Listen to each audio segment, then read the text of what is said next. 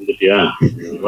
இல்ல கொஞ்ச நாள் முன்னாடி தக் லைஃப் ஆடியோ லான்ச் நடந்தது. அதுல பாத்தீங்கன்னா உலக நாயகன் வந்து ஹிந்திலாம் பேச வரல, பொலிட்டிக்கல் ஆயிடும் அப்படின்னு சொல்லிட்டு இங்கிலீஷ்ல பேசலாம்னு சொன்னார்.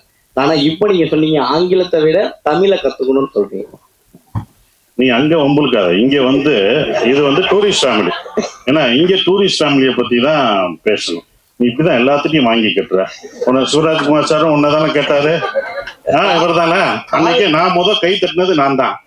அதுக்கப்புறம் வேற யாரோ சொன்னாங்களே மொத்த கம்மி பரிசியா இங்க பாரு. இல்லம்மா, இது டூரிஸ்ட் ஃபேமிலி.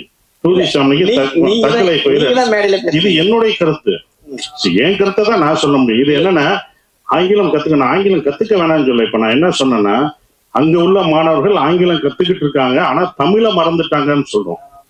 அதுதான் கமல் சார் தலைவரும் அதை தான் சொன்னாரு.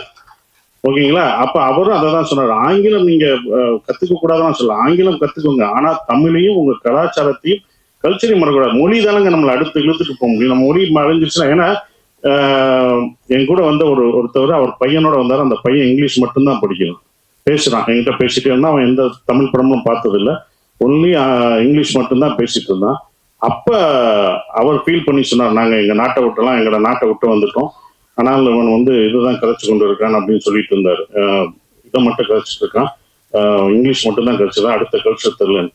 அவங்க பார்க்கணும். அவங்களுக்கு ஆங்கிலம் தெரியுது இல்லை, ஆனா தமிழ் உன்னுடைய மொழியை கத்துக்கணும்னு சொல்றதுக்கான ஒரு விஷயமா தான் நான் நினைக்கிறேன். இங்க தொடர்ச்சியா வந்து ஏஜ்டாவே நடிக்கிறீங்க. உங்க கதைக்கு வரவங்களை வந்து உங்களுக்கு ஏஜ் தான் கேக்குறாங்களா, இல்ல இதுக்கப்புறம் வந்து நீங்க ஹீரோஸா பண்ண போறீங்களா? ஆனா ஏஜ்னா கமல் சார் அப்பயே இது பண்ணிட்டாரு. இது அப்பயே கமல் சார் படங்கள் கடல் மீன்கள் எல்லாம் பார்த்திருக்கீங்களா? நான் பார்த்திருக்கேன். நாயகன் பாத்தீங்களா? கடல் மீன் எல்லாமே அப்படிதான். ஏன்னா இப்ப எந்த நடிகரும் இந்த பையனை அப்பாவை நடிப்பாங்களா? நடிக்க மாட்டேன். நானும் நடிக்க மாட்டேனா? இப்படி ஒரு படத்தை நான் மிஸ் பண்றேன்னா? இந்த படத்தை நான் கொண்டு போறது ஒரு 5 பேர்.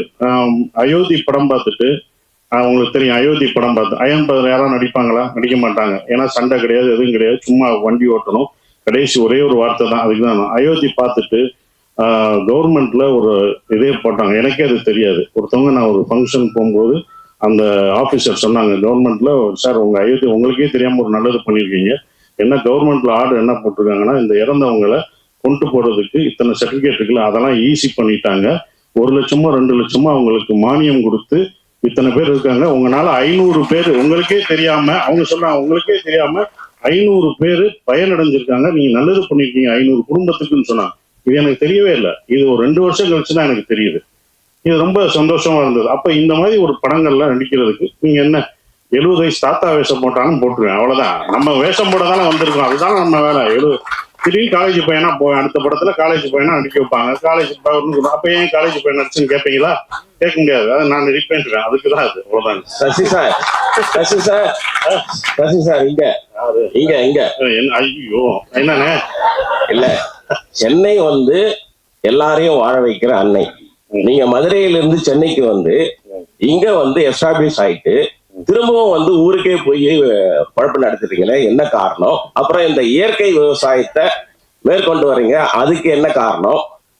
அதுக்கப்புறம் வந்து ஸ்டுடியோ ஒண்ணு நீங்களும் சமுத்திரக்கனியை கட்டுறதுதான் முன்னாடி சொன்னீங்க. இந்த 3 கேள்விக்கு வரிசையா பதில் சொல்லுங்க. ஒரு கேள்விக்கே ரொம்ப தகாதீங்க. ஆனா முதல் கேள்வி வந்து சென்னையில வந்து இது பண்றோம். என் சொந்த ஊர் அதானே, என் வீடு அதுதாங்க. டெல்லிக்கு ராஜானாலும் பள்ளிக்கு பிள்ளைதானே, என் ஊருக்கு தானே நான் போக முடியும். ஸோ என்னுடைய ஊர் என்னுடைய இடம் அப்படின்றனால நான் அங்க போயிட்டேன். அது விவசாயம் அங்க இருக்கு, என்னுடைய குடும்பம்லாம் அங்க இருக்கனால நான் அங்க போயிட்டேன். வேற ஒன்றும் இல்லை. இது இங்க வந்துட்டாங்க, என்ன இருந்தாலும் அங்கதானே நான் போகணும் அப்படின்றதுல அங்க இருந்தோம்.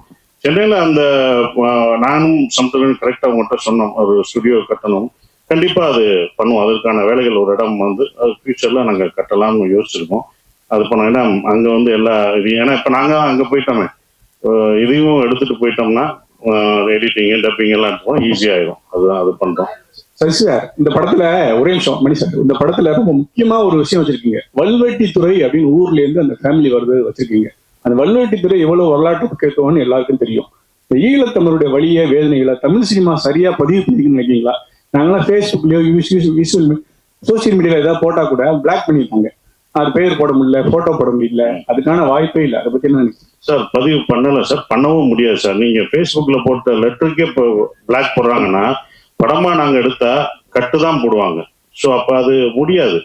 ஏன்னா அது அதை இந்த மாதிரி படங்கள் மூலமா கொஞ்சம் கொஞ்சமா லைட்டர்வே எடுத்துட்டு தான் வர முடியும். நாங்க ரொம்ப ஸ்ட்ராங்கா அந்த இதை நீங்க சொல்ற விஷயங்களை ரொம்ப வழியா அதை சொன்னோம்னா அதை வந்து எடுத்துட்டு போங்க. அது சென்சார் இதுதான் ஆகும், சென்சார் கட் ஆகும். இது நம்ம இல்லை, நம்ம இந்திய அரசாங்க சென்சார் இருக்கு, அந்த தணிக்கை குழு பண்றபடி நம்ம இது பண்ணணும். ஸோ அப்போ அந்த மாதிரி படங்கள் எடுக்கும்போது அதை கட் பண்ணுவாங்க. அது ஒன்றும் பண்ண முடியாது, அது மாறினா தான் நாங்கள் எடுக்க முடியும். ஒரு 2 கொஸ்டின்ஸ். ஒன்று வந்து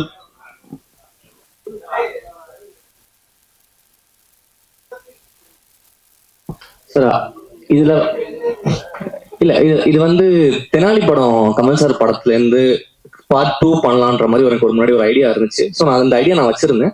அதுக்கப்புறமேட்டு நான் முதல் படமா ஒன்று பண்ணும்போது நான் இதை ஆரம்பிச்சேன் எழுதுறதுக்கு. பட் இது வேற ஒரு கதையா மாறிச்சு. ஸோ இதோட ஹோல் ஐடியா அப்படிதான் கிடைச்சது எனக்கு.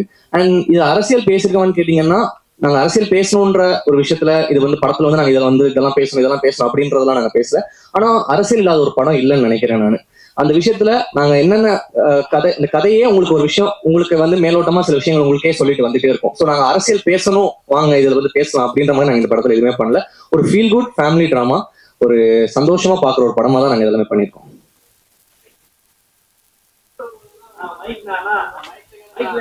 இல்ல சார், நாங்க ரிசர்ச் பண்ணி அதனால சொல்றேன், நாங்க வந்து இதுல வந்து ஒரு அரசியல் படமாவே நாங்க அது பண்ணல. இது ஒரு குடும்பத்துக்குள்ள நடக்கிற ஒரு கதை. இது வந்து அரசியல் படமே கிடையாது. இது ஒரு குடும்பத்துக்குள்ள நடக்கிற ஒரு அழகான ஒரு அப்பா, பையன், அவரோட மனைவி, இவங்க 4 பேர் சுத்தி நடக்கிற ஒரு அழகான கதை, அவ்வளவுதான்.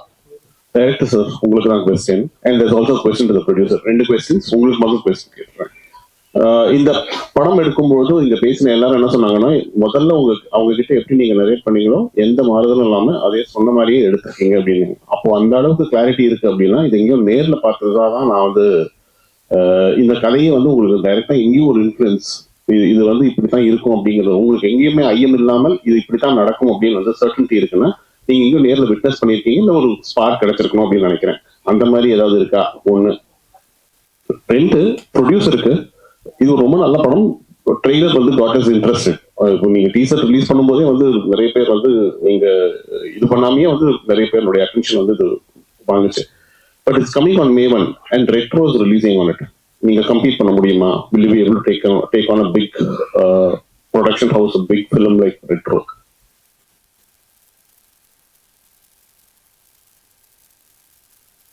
சார், முதல்ல விஷயம், இது உலகம் ஃபுல்லா இது நடந்த ஒரு விஷயம் தான். இது வந்து ஒரு குடும்பத்தை பத்தின ஒரு கதை கிடையாது. இது உலகம் ஃபுல்லா நடந்துகிட்டு இருக்க ஒரு விஷயம் தான். இன்ஃப்ளூயன்ஸா எனக்கு நிறைய விஷயங்கள் இருக்கு. எனக்கு பர்சனலாவே சில கனெக்ஷன்ஸ் இருக்கு. அண்ட் இன்னொரு விஷயம் என்னன்னு சார், அடுத்து என்ன கேட்டீங்க?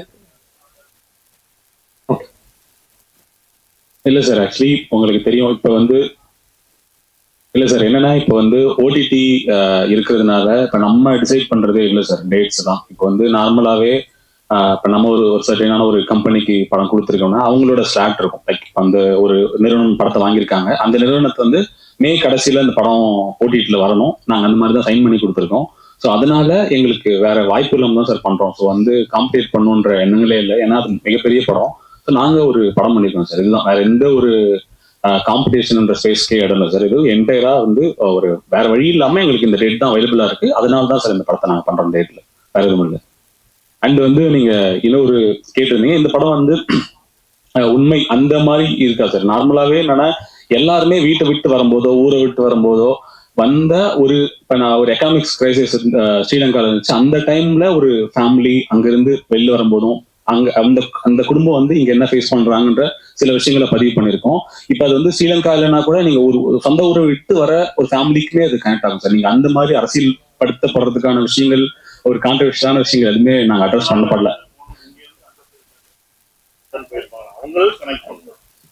இங்க இருந்து தமிழ்நாட்டில இருந்து இங்க இருந்து தமிழ் மக்கள்கள் அங்க போய் லண்டன்லயோ இல்ல சிங்கப்பூர் மலேசியால இருப்பாங்களா, அவங்கள பத்தி இருக்கணும். ஜென்ரலான ஒரு டாபிக் தான் அது. இந்த ஸ்ரீலங்கன் பேஸா நாங்க வச்சிருக்கோம். அதுதான், அதுவும் ஸ்ரீலங்கன் தமிழ்ல பேசி நாங்க வச்சிருக்கோம். அந்த தமிழ் பேசுற போதும் அது ஒண்ணு இருக்கு. அது அந்த தமிழை வந்து எல்லாருக்கும் புரியுற மாதிரியும் இருக்கணும். அது ஒண்ணு பேச ஃபுல்லா ஸ்ரீலங்கன் தமிழ்ல பேச வேணாம், அப்படி ட்ரை பண்ணோம். இல்லை அது ரொம்ப இங்க உள்ளவங்களுக்கும் புரியணும் அப்படின்றதுக்காக தான் எல்லாருக்குமான படமா இது இருக்கும். எல்லா குடும்பத்துல உள்ள எல்லாருக்குமான படமா இருக்கும்.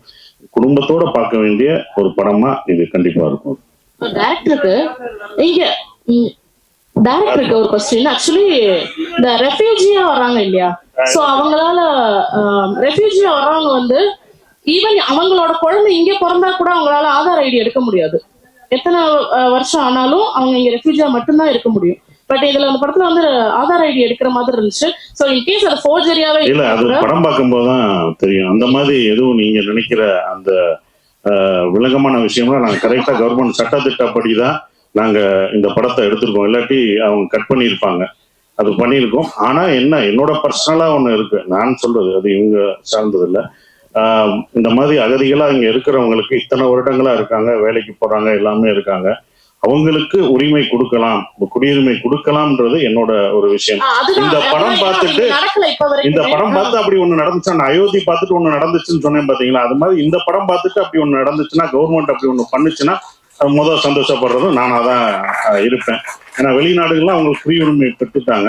இங்கே அது நடந்துச்சுன்னா போதும். இது நான் நிறைய ஸ்டேஜ்லயும் அவங்களுக்கான விழாவுக்கு போகும்போதும் நான் அதை சொல்லியிருக்கேன். ஸோ அந்த கருத்து கரெக்டா வந்துச்சுன்னா சந்தோஷம். யாரோ ஒருத்தர் ஏன் வரல ஏன்னாங்க அவங்க மேனேஜர் வந்தாரு, அதான் கேட்டேன். அவங்க லண்டன்ல மாட்டிட்டாங்க, வர முடியல. அதனால ஸோ அதனால அவங்க லண்டன்ல இருந்தனால அங்க விசா அந்த பிரச்சனைகளுக்கு கரெக்டா இங்க வர முடியல. அதனால எங்களை விட்டுட்டு ஃபேமிலி டூர் போயிட்டாங்க. நாங்க போய் சேருவோம் இனிமேல். கரெக்ட். ஜெயிச்ச உடனே நல்லா போடுச்சுன்னா கூட்டு போங்க லண்டனுக்கு. லாஸ்ட் ட்ரைலர்ல வந்து ஒரு புலி காட்டி ஒரு ஒரு சின்ன சிம்பல், புலிகள் பற்றியும் இந்த படம் பேசுமா? இல்ல சார், இது அதை பத்தி பேசுற படம் கிடையாது. இது நாங்க வேற ஒரு சில விஷயங்களுக்காக சில விஷயம் காட்சிப்படுத்தும்.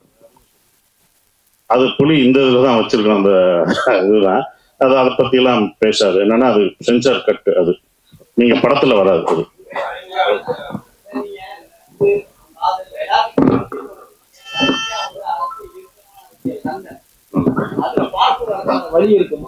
கண்டிப்பா அதை டைரக்டர் சொல்லியிருக்கோம். அது பார்ட் 2 எடுக்கிறதுக்கான வேலை பார்த்துட்டு, ஏன்னா கணேஷ் சார் எப்ப பார்த்தாலும் அதை சொல்றது, நந்தன் பார்ட் 2 பண்ணுங்க, இன்னும் வந்த பிறகு என்ன நடக்குது அப்படின்றத சொல்லுங்கன்றாங்க.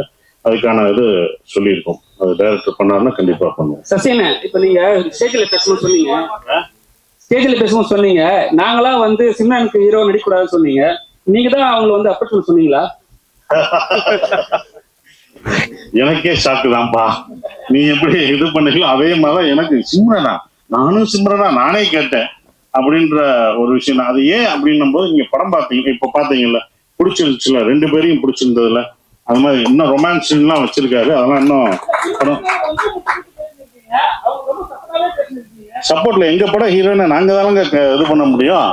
என் படத்து ஹீரோயின் அது என் கூட நடிச்சிருக்காங்க, அவங்களுக்கு நான் தானே கொடுக்க முடியும், நாங்க தானே கொடுக்க முடியும்ல. நன்றி. அதே மாதிரி சிம்ரன் கூட ஜோடி, சிம்ரன் இல்லாம சிம்ரன் கூட ஜோடி. ஆனா 2 பசங்க சில சமயத்துல குடும்பத்துல நம்ம பசங்களே நம்ம கொஞ்சம் இடைஞ்சலா இருப்பாங்க. அந்த மாதிரி ஃபீல் பண்ணீங்களா எங்கேயாவது? சார், சிம்ரன் கூட ஜோடி, ஆனா வந்து சில சமயத்துல குடும்பத்துல நம்ம பசங்களே நமக்கு இடைஞ்சலா தெரிவாங்க சில சமயத்துல. அந்த மாதிரி இங்க ஃபீல் பண்ணீங்களா? கண்டிப்பா அது படத்துல சீன்ல வரும், பாருங்க. கண்டிப்பா பாருங்க, அதை சொல்ல மாட்டோம், சீனை பாருங்க. அண்ணே ஓகே, முடிச்சிடலாண்ணே. ஓகே, சிம்ரன் கேட்டதா சொல்றேன்.